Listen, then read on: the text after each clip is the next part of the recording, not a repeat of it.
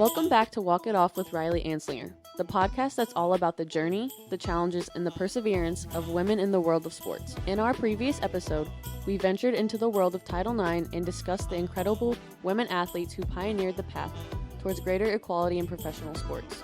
These trailblazers have left an indelible mark on the sporting landscape, inspiring countless others to pursue their athletic dreams. Today in episode 3, we're about to embark on a thrilling new journey. We'll be delving into the adrenaline-pumping universe of extreme sports, with a special focus on the remarkable women who have shattered stereotypes and etched their names in the annals of sporting history. Join us as we celebrate their unwavering perseverance and determination in the face of extraordinary challenges.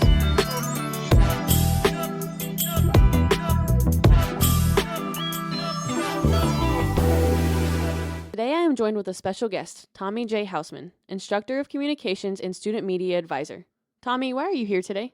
Well, I was very interested in the subject, and when we talked about it, I realized I didn't know who any of these women were, and I thought that we could have an interesting conversation while you talked about these incredible women in extreme sports. So tell me, Riley, what is an extreme sport? Extreme sports are sporting events or pursuits characterized by high speeds and high risk. These sports operate outside traditional mainstream sports and are celebrated for their adrenaline-pumping thrills. Some popular extreme sports include skateboarding, snowboarding, freestyle skiing, inline roller skating, street BMX, and mountain biking, as well as activities like rock climbing and skydiving. So that's interesting. I didn't know that rock climbing and skydiving were in that realm of extreme sport. I didn't realize that they made that into a sport. So what else? While extreme sports have been historically male-dominated, there is a growing presence of women in these sports. However, the industry is still overwhelmingly male. With more male professional athletes, competitions, and sponsorship opportunities, women in extreme sports face various challenges, including discrimination, skepticism about their capabilities, and a lack of representation both on and off the field. Despite these challenges, many women are breaking barriers, excelling in extreme sports, and working to change the gender dynamics within the industry. So much like mainstream sports, we find that the women don't get as much money, don't get as much viewership, just like we were talking about in soccer. Yeah. All right. So, I mean, do you think things are changing at all, or I would say they've changed a little bit, but we're still facing these problems. has there been any kind of noticeable increase? In recent years, there has been a noticeable increase in the number of women participating in extreme sports, and they have been pushing boundaries and achieving remarkable feats in these high-risk activities. Efforts are being made to promote gender diversity and inclusivity in the industry. And while progress has been made, there is still work to be done to achieve greater gender equality in extreme sports. Well, I can't wait to discuss some of these interesting athletes. Our first athlete up for discussion was the youngest female base jumper at 16, which she is now 35. She's a multifaceted extreme athlete known for her fearlessness and adrenaline-seeking lifestyle. The remarkable journey of Claire Marie, a true adventurer who embodies the spirit of fearlessly pursuing one's passion. Hailing from the small mountain town of Strawberry, California, Claire's early life was steeped in outdoor adventures. From the tender age of 3, her father introduced her to rock climbing, while her mother taught her to ski by the age of 5. Little did anyone know that these early experiences would set the stage for her extraordinary path. Claire's fascination with base jumping, an extreme sport involving leaping from high-altitude objects with the aid of a parachute, began at the age of 8 when she saw it playing on a television at a ski resort. From that moment, she was hooked, and for 8 years she immersed herself into researching and dreaming about base jumping.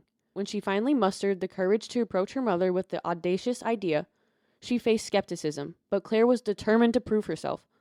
Her first base jump, executed at the age of 16, marked the beginning of her ascent to becoming the youngest woman base jumper in history.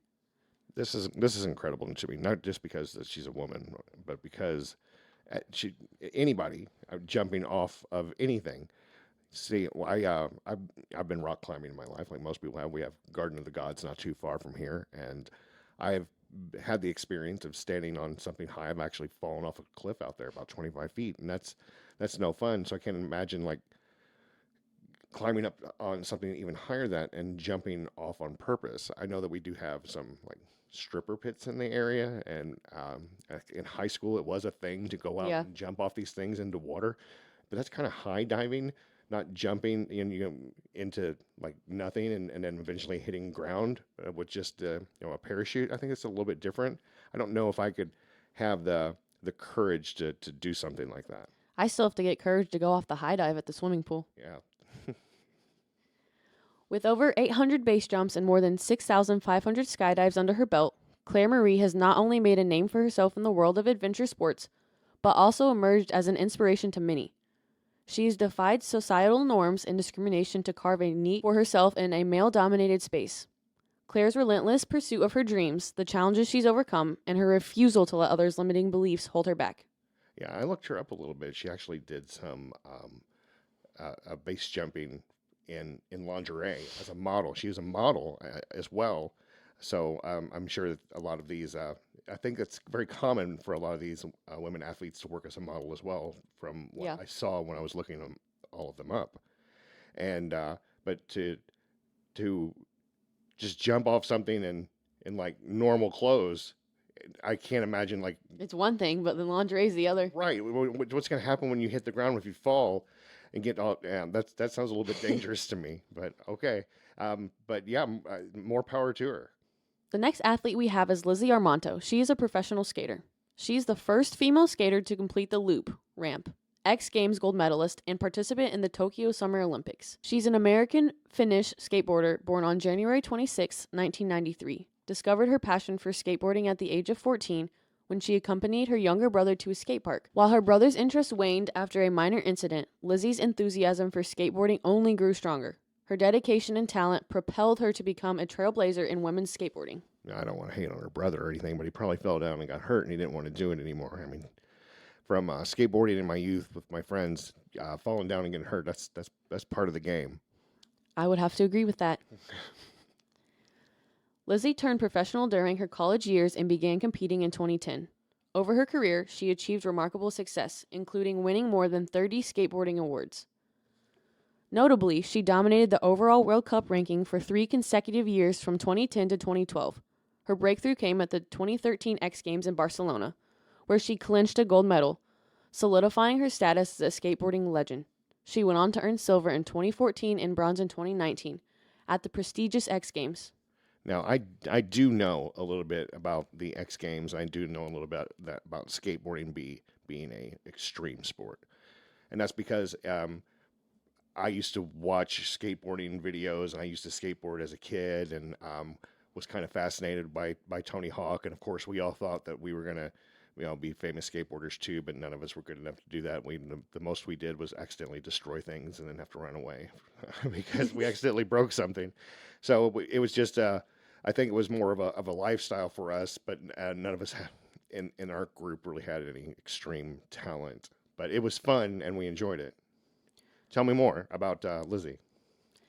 In 2019, she made headlines by announcing her decision to represent Finland at the Tokyo 2020 Olympic Games. In 2021, she and her sport made their Olympic debut. Although she didn't secure a spot in the top 8 for the Olympic final, Lizzie's journey exemplifies the power of passion and determination, showcasing her as a true pioneer in skateboarding and an inspiration to aspiring athletes worldwide. And another interesting thing that I found out about her when I looked her up is that she is actually an avatar in Tony Hawk Pro Skater, which in my 20s, how I made up for not being a professional skateboarder was to play Tony Hawk's professional skateboarding games over and over again. And they were always a lot of fun and hours of entertainment. And now I believe this is on several different platforms now from 2022, I think was the latest version of this game that came out. That's pretty cool. So, so who's next? Jamie Anderson. She's a 2-time Olympic gold medalist in women's slopestyle, snowboarding, and a dominant force in her sport with multiple medals. Jamie is from South Lake, Tahoe, has excelled in the sport of snowboarding. At the young age of 10, after only 1 year of snowboarding experience, she was already picking up endorsements and started on the USASA circuit. Soon after, at the age of 13, she was invited to her first X Games, and at 15, her first pro concert. Since then, she has achieved the title of the first woman to land a 1080 off a jump, along earning 3 medals at the Olympics, with 2 golds in both 2014 and 2018, as well as a silver in 2018 in the big air. She also had 10 World Cup victories and 21 total medals in the X Games, 8 of which being golds. Outside of her athletics, she takes time to focus her academic career in Ayurvedic medicine and her new daughter, Misty. This is another fascinating thing to me, is because this is so complicated to do. I have a couple friends that know how to snowboard. We have Paoli Peaks not too far from here, and that's really nothing compared to everywhere else. But I've been to Paoli Peaks, and I have tried to snowboard, and I just fell down a lot. So I thought that, since I could skateboard, and I was definitely not a professional skateboarder, but I could do it, and I could do it pretty well. But I could not translate that to riding a snowboard. So again, I overcompensated by playing snowboarding video games, which those are a lot of fun. I also think it's coincidental that all these sports, you have to fall down. So that's where the phrase comes, you have to fall down to get better. That's right. And these are falling down hard. It's not just something that you can just walk off, right? So you got a couple more that you can tell us about? Yes, I do. We have Gisela Pulido. She won 10 World Kite Surfing Championships by age 23, making her one of the most competitive riders in kite surfing. We also have Megan Ethel. She started wakeboarding at 8, became a professional by 11, and continues to excel as one of the world's best wakeboarders. Then there's Amanda Vole. She is known for her incredible free running skills and as a Hollywood stuntwoman. She also teaches parkour to inspire the next generation. We have Ashley Feelick. She's deaf and a 5-time women's motocross champion. She now teaches at her motocross school and performs in stunt shows. Now, I want to give you a full disclosure here. I told you that I was interested in knowing more about these women athletes in extreme sports because I thought it was fascinating. But if you ask me to name a male extreme sport, I think I probably Tony Hawk. That'd be about it. He's a basic, yeah. Right. That's all I got, and he's my age, so that's why I know his name. Right. He's a little bit older than me. So I remember. Have you ever heard of the movie Gleaning the Cube? I have not. You have not. That's with Christian Slater. So that movie pretty much dictated my entire style and aura that I portrayed in how my sullen teenage years. I became Christian Slater in that movie. I think it's pretty interesting how there's plenty of generation of female athletes who are excelling in breaking barriers. Yeah, I agree. But I just wanted to point out that I am absolutely fascinated by all athletes, but I am so glad that there are so many female athletes. Yes. And that they are becoming more prevalent. Yes. So who else do we have? We have Kelly Clark, an Olympic legend in snowboarding with multiple medals who uses her platform to advocate for her Christian faith and mentor young women. We also have Jenny Tinmouth. She set the women's speeds record at the Isle of Man TT and was the first woman to win a British championship race. We also have Lorena Abreu. Known for her parkour skills, she has also worked as a stuntwoman in movies and emphasizes the importance of fear management. She has worked as a parkour athlete and stuntwoman on major films like Doctor Strange and the Multiverse of Madness, performing stunts for Yoshi Gomez. She had a background in dance and karate but discovered her passion for parkour in college. For her, parkour is not just a job but a way of life. She trains intensively, sometimes multiple times a day, as it provides a creative and fear-inducing outlet, helping her to manage her hyperactivity, akin to an Adderall for her. Abreu emphasizes the importance of fear management in parkour, where assessing risk and learning how to handle fear is a crucial part of the practice. She believes this skill extends to life in general, making challenges seem less daunting. Abreu acknowledges her privilege in being able to pursue her passions and make a career out of parkour, with the support of her family, who recently opened one of the largest parkour gyms in the Americas. While she encourages everyone to follow their dreams, she recognizes that not everyone has the same opportunity she had. Yeah, I looked her up too, and she was really fascinating to put all that energy into training and exercising to deal with her ADHD, and I thought that was a good way to go about it. And plus, I saw pictures of her and I saw her abs, and I realized that I've been doing everything wrong my entire life because she's got like a 17, 18, 19 pack going on. I can see where she's coming from because sometimes when I'm having a bad day or I'm just stressed out and need to get away from the real world, I'll go to the soccer field and do my own thing. Right on. So do we have any interesting athletes left? Yes, we do. Courtney Dowalter. She is a dominant ultramarathoner who pushes her limits in races spanning over 50 to 200 miles, relying on curiosity and mantras to keep going. Her journey into ultra running began with curiosity, as she initially couldn't believe she could complete a marathon but decided to take on the challenge. Dowalter's motivation is fueled by her constant curiosity about what's possible for both the body and the mind. She relies on the power of the mind during ultra marathons, emphasizing the importance of staying mentally strong when the body feels like it can't take another step. Mantras and positive self-talk play a significant role in helping her persevere through challenging moments. Dowalter doesn't follow a strict training plan or have a coach. Instead, she listens to her body every day, assessing its condition, emotions, and mental state. Based on this assessment, she decides whether to push herself or take it easier, treating it like a continuous puzzle to solve through trial and error. One of her favorite moments during long races is the sunrise, which brings a magical feeling after running through the night with only a headlamp to illuminate her path. When the sun rises, she gains a burst of energy and a sense of accomplishment for the distance covered. Wow. I mean, wow. So running through the night to the sunrise. Now, I get the mantra thing. I get the self-talk thing. The whole being completely aware of your body and what you need. I think that I don't know myself that well sometimes, and I think it's very impressive that she is able to accomplish that and still be successful, because sometimes I think I would give myself a day off when I didn't need it. But as far as mantras go, I kind of live by one, and it's do more, be more, and I've been doing that for a while now.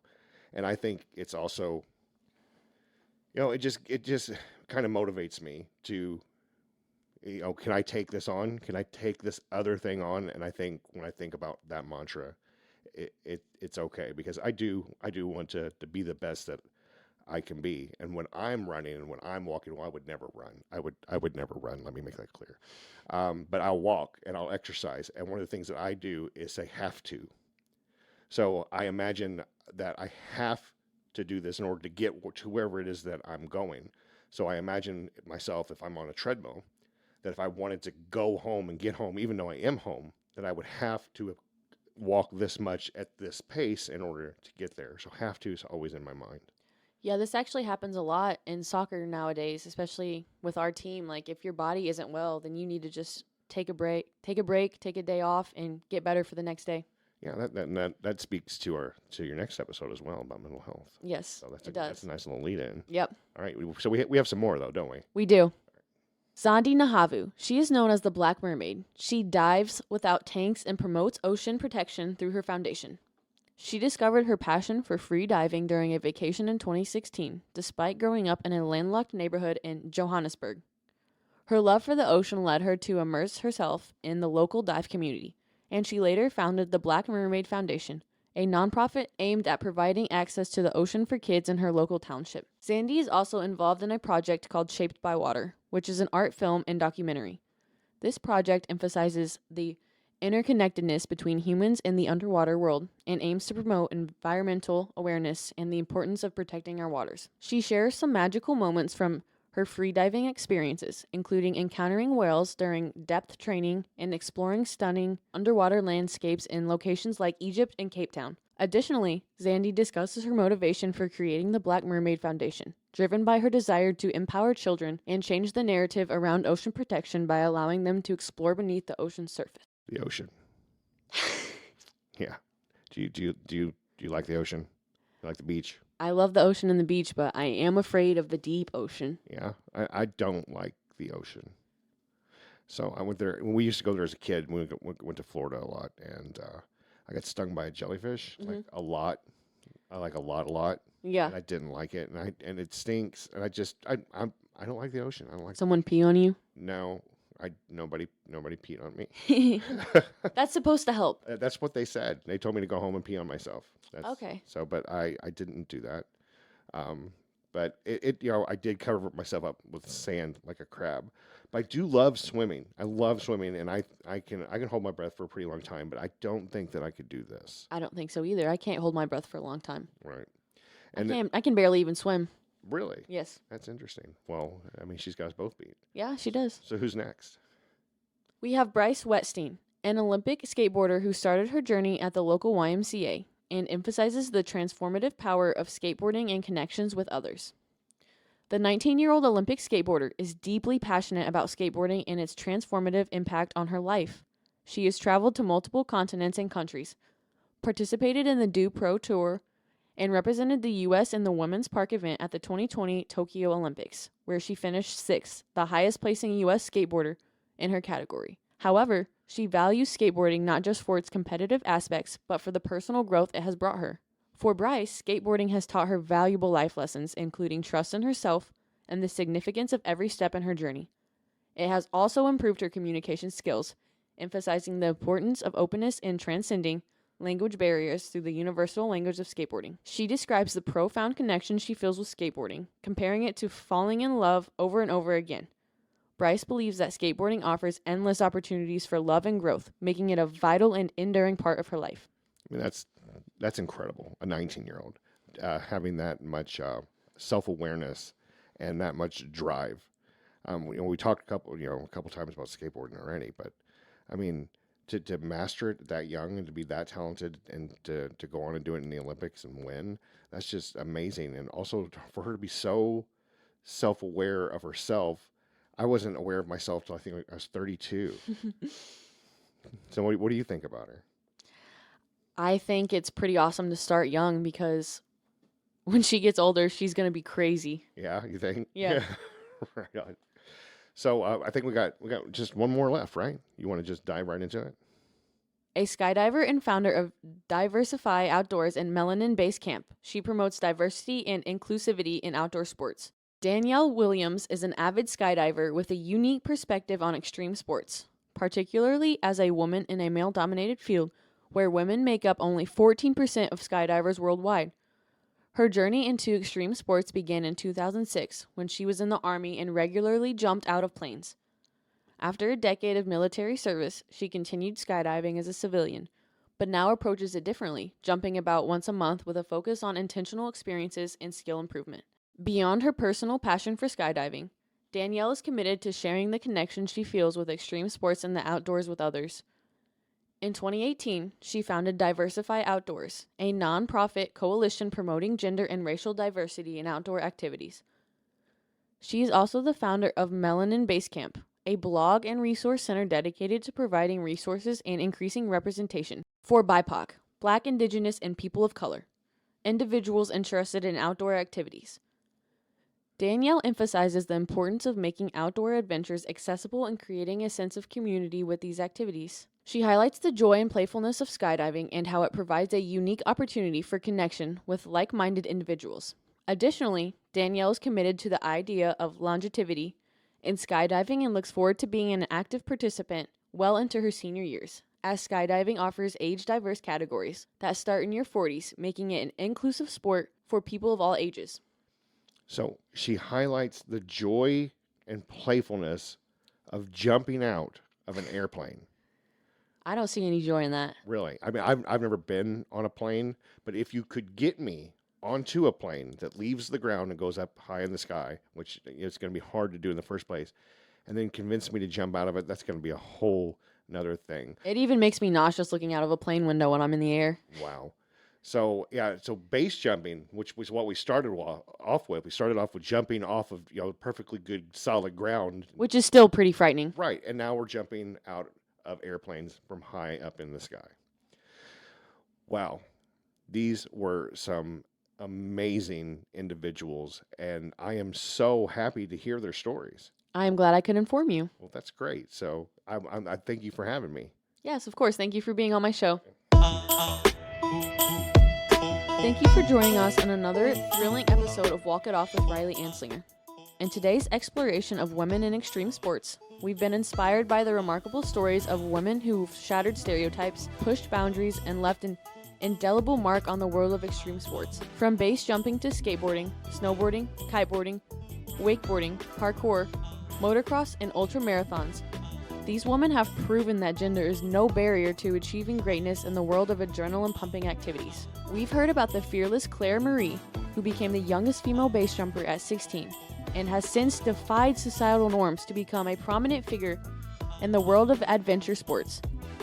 Then there's Lizzie Armanto, the professional skateboarder who made history by completing the loop ramp and participated in the Tokyo Summer Olympics, breaking new ground in skateboarding. We also explored the inspiring journey of Jamie Anderson, the two-time Olympic gold medalist in slopestyle snowboarding, who continues to dominate her sport. And let's not forget about Gisela Pulido, Megan Ethel, Amanda Bull, Ashley Field, Kelly Clark, Jenny Tinmouth, Lorena Abreu, Courtney Dalwater, Zondi Newell, Bryce Wetstein, and Danielle Williams, each with their unique stories of perseverance and passion in the world of extreme sports. Now, as we conclude this episode, we invite you to join us next time for a crucial discussion in our series titled Breaking the Silence, Mental Health and Athletics. We'll delve into the mental health challenges faced by athletes, share personal stories, and tackle the stigma surrounding mental health in the world of sports. We'll also highlight initiatives and organizations addressing mental health issues and emphasize the importance of seeking help and support. Don't miss this insightful episode, where we'll shed light on a topic that affects athletes at all levels and strive to break the silence surrounding mental health and athletics. Until then, keep walking it off with Riley Anslinger. And remember that every journey, no matter how extreme, is an opportunity for growth and empowerment.